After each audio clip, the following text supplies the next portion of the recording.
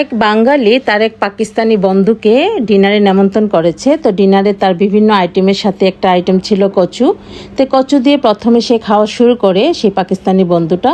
তো কচু খাওয়ার পর সে বাঙালি বন্ধুটাকে বলছে যে অর কুছ, আর কিছু আছে কিনা।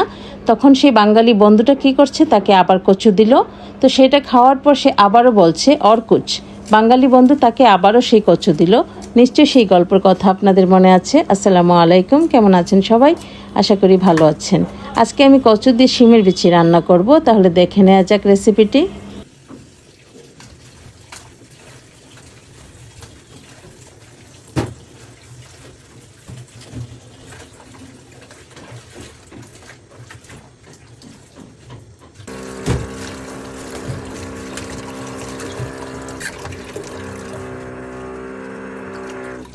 কচুটা খুব ভালো করে ধুয়ে নিয়েছি, এবার সেদ্ধ করে নেব। তো সেদ্ধ করার জন্য একটা হাঁড়িতে অল্প পরিমাণ পানি দিয়ে কচুটা বসিয়ে দিয়েছি। এদিকে শিমের বিচিটাকে ভেজে পানিতে ভিজিয়ে রেখে দিয়েছি। অন্যদিকে দেখেন কচুটা সেদ্ধ হয়ে গেছে। এবার একটা জালিতে ঢেলে পানিটাকে ঝরিয়ে নেব।